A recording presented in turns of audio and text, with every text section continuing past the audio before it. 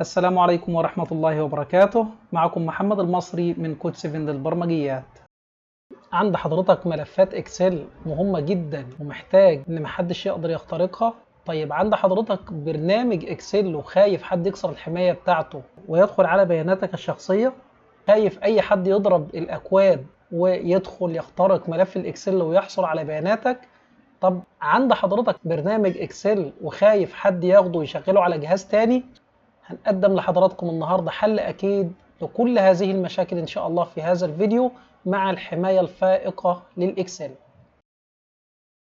هاجي هنا على البرنامج الخاص بيا، طبعا هوقف الماكرو، هعمل ملف جديد إكسل وهشغله كده ووقف منه الماكرو أوبشن، وهاجي هنا على التراست سنتر وهوقف الماكرو أعمله ديسيبل بالشكل ده.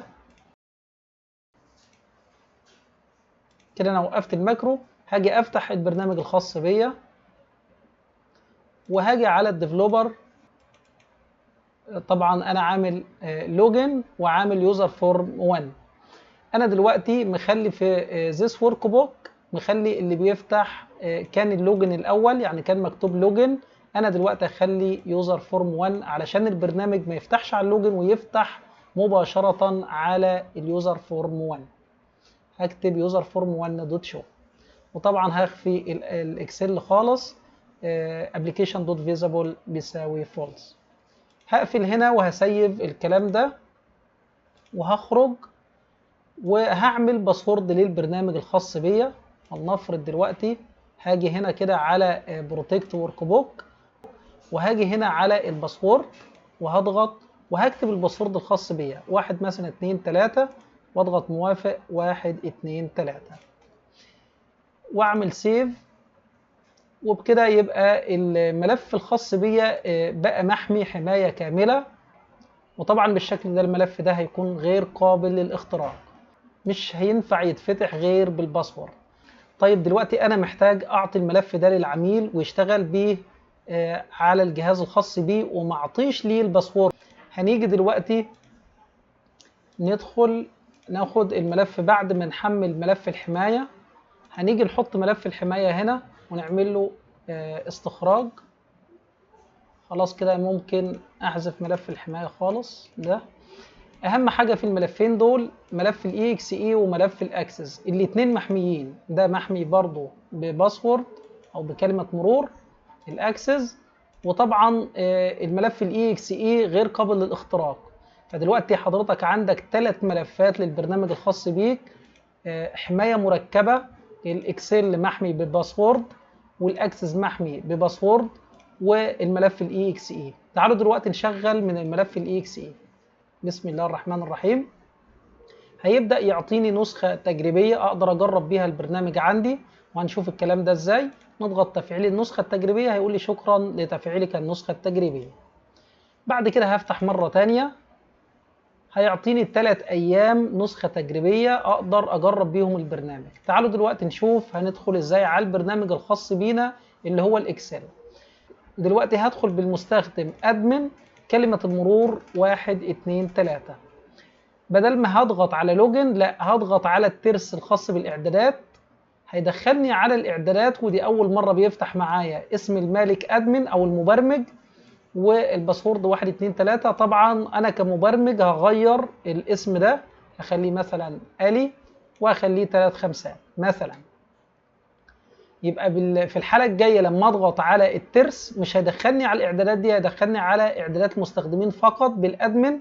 ولكن لو دخلت بعلي 3 5 هيدخلني على الاعدادات الخاصه بتحديد ملف الاكسل والباسورد الخاص بملف الاكسل زي ما حضراتكم شايفين.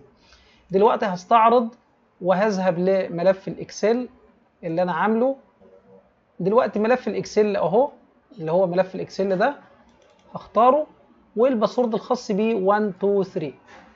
دلوقتي هضغط حفظ، قال لي تم الحفظ بنجاح. كده هخرج وهفتح البرنامج تاني.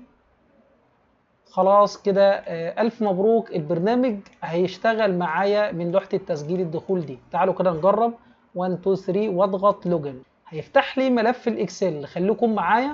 فعلا فتح ملف الاكسل زي ما حضراتكم شايفين، وفتح على الواجهه الرئيسيه للبرنامج اللي انا عامل ملف الاكسل يشتغل عليها مباشره. طيب نضغط خروج. هوريكم ان ملف الاكسل لو جينا شغلناه هيطلب باسورد. هضغط 1 2 3 هيفتح معايا على نفس الشاشه، ولكن الاختلاف فين؟ الاختلاف ان ملف الاي اكس اي بيعطي الباسورد تلقائي لملف الاكس ال ام. تعالوا كده نجرب تاني. هنفتح ونختار ادمن 1 2 3 ونضغط تسجيل دخول. فعلا فتح معايا برنامج الاكسل. الف مبروك، كده الاكسل عندك محمي بنسبة 100% وغير قابل للاختراق. وكمان في مميزات تانية، ان الملف ده مش هيشتغل غير على هذا الجهاز فقط. يعني لو دلوقتي اخدت الملفات دي نسخ وحطيتهم على جهاز تاني وهتيجي تفعل البرنامج هيقول لك تم التفعيل من قبل ومش هيتفعل. طيب يبقى كده انا حميت البرنامج بتاعي من النسخ ومن النقل على جهاز اخر، وكمان حميته بباسورد من لو انا عندي عامل معين شغال على البرنامج مش هتح له انه يدخل على البيانات غير من خلال البرنامج. ما يقدرش يفك البرنامج ولا يقدر يوصل للداتا اللي فيه ولا يقدر يوصل للجداول ولا اي حاجة في البرنامج غير من واجهة تسجيل الدخول او الشاشة الرئيسية اللي انا عاملها له. طبعا دي حماية فائقة للاكسل. طب تعالوا نجرب تاني. نفتح البرنامج وندخل. المرة دي بقى هندخل بمين؟ هندخل بعلي.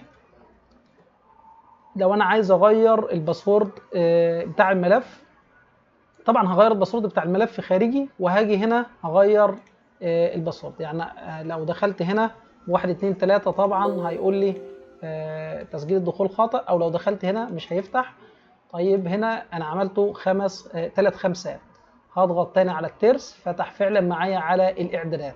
طب تعالوا دلوقتي نشوف لو عايزين نفتح المستخدم نفسه عايز يغير الباسورد الخاص بيه. يعني الادمن عايز يغير 1 2 3 فهيدخل برضو على الاعدادات، بس مش هيتيح للادمن انه يشوف خيارات تغيير الملف او الباسورد الخاص بالملف او اسم المبرمج او الباسورد الخاص بالمبرمج. يعني كده هيقدر يغير بس الادمن يقدر يغير الباسورد. هيضغط هنا تعديل وهيغير الباسورد الخاص بالادمن زي ما هو عايز. طب انا هسيب الباسورد 1 2 3 وهضغط حفظ. طيب دلوقتي نخرج. لو عايزين ندخل بالمبرمج، تعالوا كده ندخل بالمبرمج. هنكتب الي وهنختار 3 خمسات ونضغط على علامة الترس. فعلا فتح معايا الاعدادات ومتيح للمبرمج انه يغير سواء اسم المبرمج او الباسورد الخاص بالمبرمج، ومتيح ليه انه يغير اسم ملف الاكسل والباسورد الخاص بملف الاكسل ويضغط حفظ. طيب متاح كمان ليه انه يغير اسم المستخدم العادي للبرنامج. يعني لو اسم المستخدم للبرنامج العادي نسي الباسورد الخاص بيه، يقدر المبرمج ان هو يشوف الباسورد الخاص بالمستخدم العادي سواء كان غيره او لا، ويقدر هو كمان يغيره.